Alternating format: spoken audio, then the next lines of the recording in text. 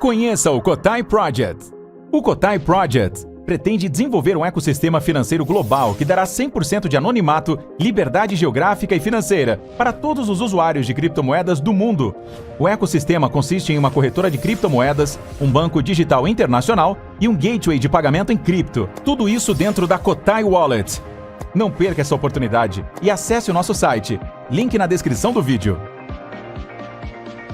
Qual o próximo passo, sim, na economia brasileira, na economia americana? O que você acha que vai acontecer? E mais, você disse que o Lula era o grande ganhador. Não, estudos. Não, falou sim. Ele nunca falou sim. Falou sim. Peraí. Penteou o cabelo e falou. Não. Eu falei que a curto prazo ele capitalizaria, mas a longo prazo não, por conta da crise econômica. Longo prazo pode ser a morte. Eu estou perguntando para a eleição. Então, queria a sua análise depois do Léo. Em relação à Magnistic ou... Não, em relação à economia dos dois países, o que você acha que vai acontecer e a aprovação/desaprovação do Lula. Então, o que aconteceu? O tarifaço dá uma aliviada na economia porque ele foi menor do que o esperado, certo? Você teve 700 exceções, então isso favoreceu o Brasil. Muito bem. Isso vai resolver a situação da inflação, vai resolver a situação do custo de vida muito elevado que vive a sociedade hoje no Brasil? Não. Então, a população brasileira vai continuar culpando o governo de turno, ou seja, o governo Lula, pela situação econômica.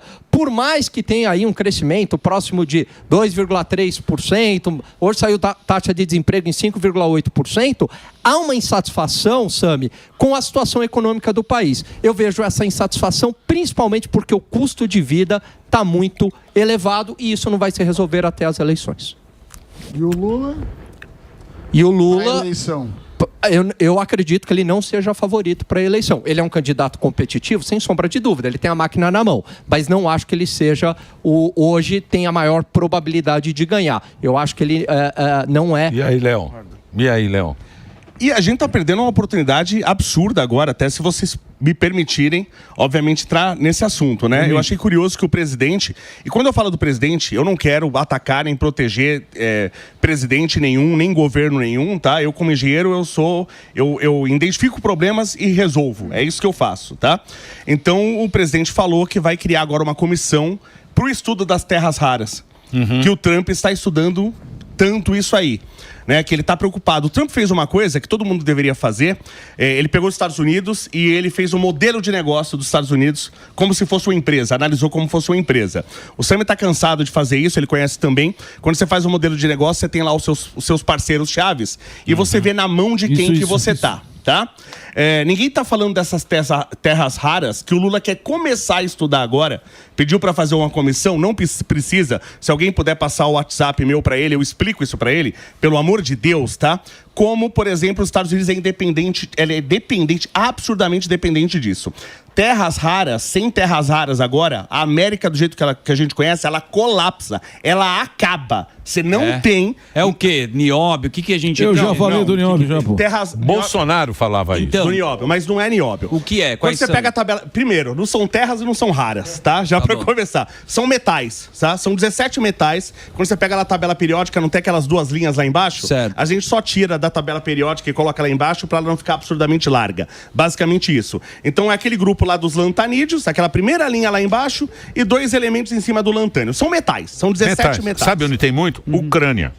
Por isso que foi uma negociação do Trump também. Por isso que a Ucrânia... Ele quer da Ucrânia. Por isso que tá essa...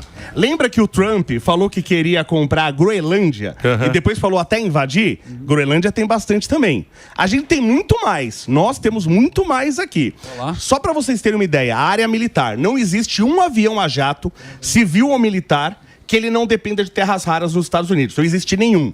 Aquele F-35 Lightning II, maravilhoso aquele avião a jato deles lá, tem ali, só naquele, tem 400 quilos de ligas de terras raras. Só naquele ali, tá? Então toda a área militar você não tem os aviões a jato, você não tem os mísseis teleguiados, se você não tiver os ímãs, os super ímãs, são os ímãs mais fortes que a gente tem, que são os ímãs de neodímio, você não tem os mísseis teleguiados, celular, parte eletrônica, de... Eletrônico, acabou. Semicondutores. São as ligas de alta tecnologia. Exatamente. E não só isso, geração de energia limpa, por exemplo, a energia, por exemplo, solar, depende para energia eólica, é fundamental. Ele acaba, você despenca a eficiência sem isso, os carros elétricos, as baterias. Os primeiros carros híbridos que começaram nem existiriam sem esses metais. Mas tá? a China já explora algumas minas. Isso é uma ótima pergunta que todo mundo precisa saber. Então, mas não foi esse ano.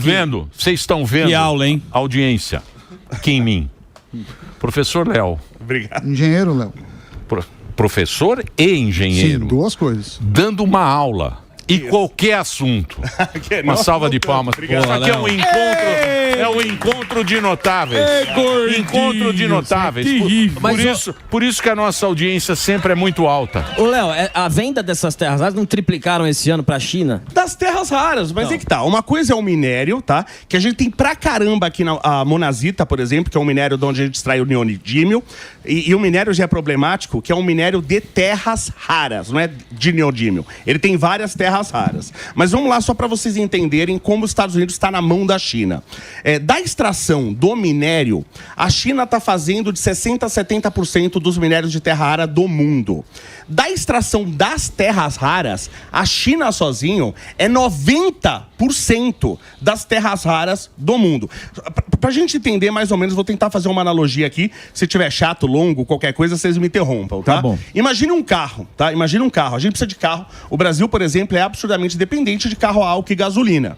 Tá? Um carro, ele tem chassi, ele tem carroceria, ele tem motor, ele tem transmissão, ele tem suspensão. Sem nenhum exagero, são por volta de 30 mil componentes. 30 mil componentes. Dentre esses 30 mil componentes, você tem a vela. A vela, não estamos falando de motor a diesel, tá? A vela é responsável só pela faísca. Ela só faz, dá uma faísca para pegar fogo, gasolina ou álcool. Se não tem a vela, acabou o carro, não existe carro. Colapsou a nossa sociedade aqui do jeito que ela é. Eu vou fazer carro a diesel, vou fazer outra tecnologia, mas até isso, você colapsou a sociedade. Os metais, as terras raras são isso. Você colapsa a América do jeito que ela é. Você colapsa absurdamente. A América, nós somos dependentes dela. E 90% da extração do refino, 90%. O único país que faz todo o ciclo, desde a pré-extração, extração e refino, é a Austrália.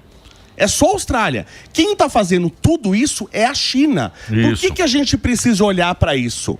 Porque o Brasil é o terceiro país no mundo em reservas de terras raras. O terceiro. A Groenlândia, que o Trump estava querendo invadir, tem muito pouco perto da gente. A gente era para estar produzindo isso agora. E o nosso tá lá no norte, tá onde não quer mexer, né? Eles não querem mexer. Não, E a China comprou, lá no Peru, ela comprou explorador dessas terras, porque no Brasil não pode explorar. Então eles vão tomando conta desse jeito.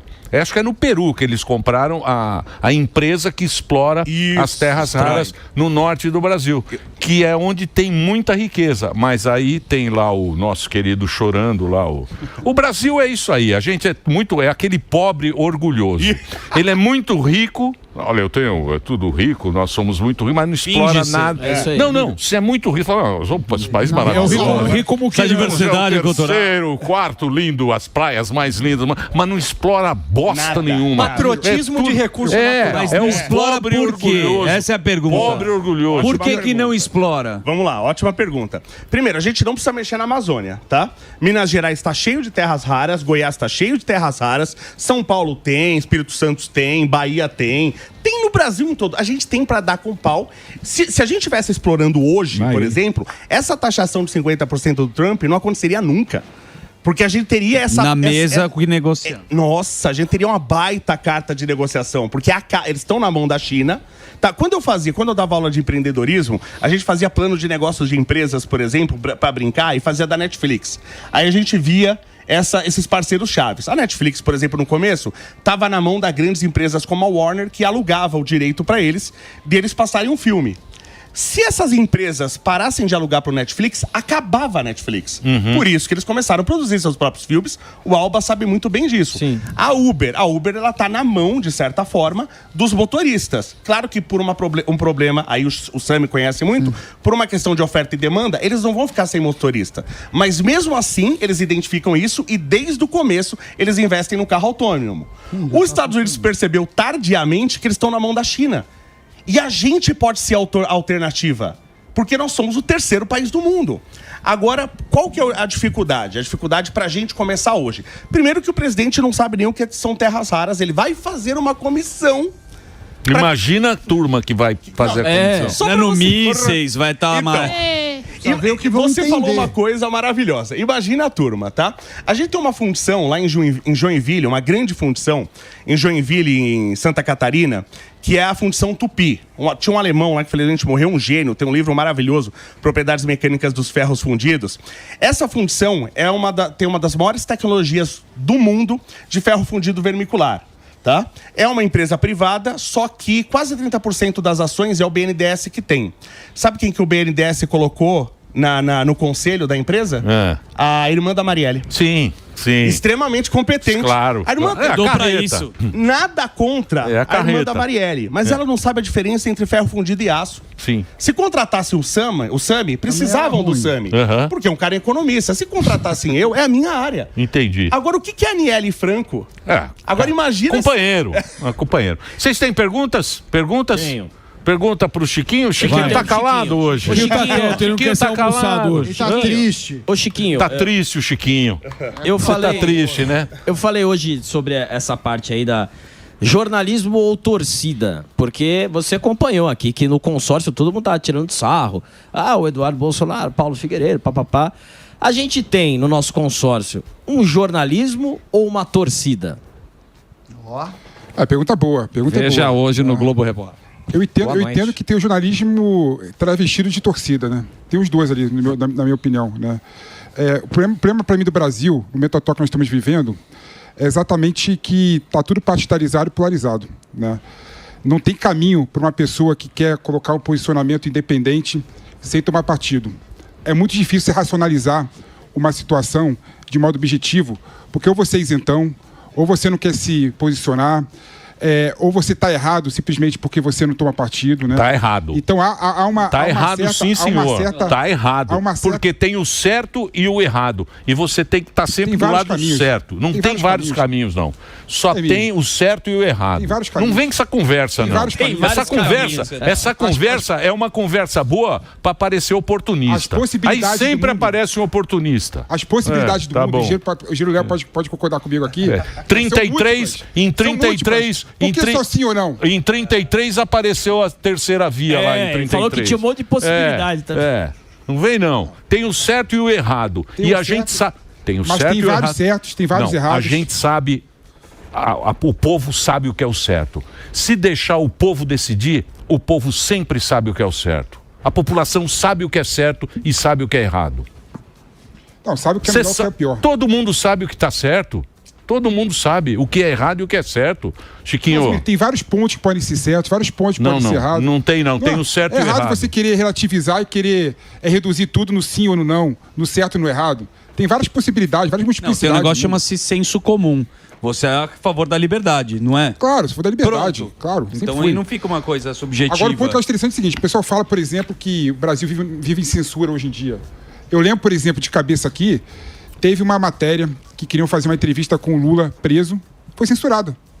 Antes do Bolsonaro, por exemplo. Esses casos de censuras sempre teve no Brasil. Nunca deixou de ter no Brasil. É errado? Claro que é errado. Agora, naquela época era ditadura? E agora é democracia? Ou lá era democracia que era ditadura? Aí a gente costuma pegar um caso... Você tá brincando, o cara não podia falar com o pra todo filho, mundo. pô. O cara não pode falar com o filho. Tá errado isso, irmão. então. Tá errado. Isso Mas é o Lula deu entrevista na prisão ou não? Não Deu, lógico que deu. Para. 12 entrevistas. A da Folha de São Paulo foi cancelada.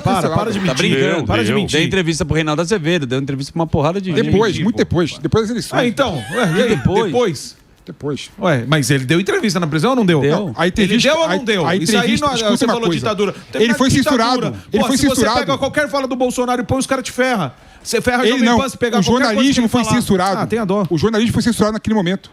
Foi uma loucura.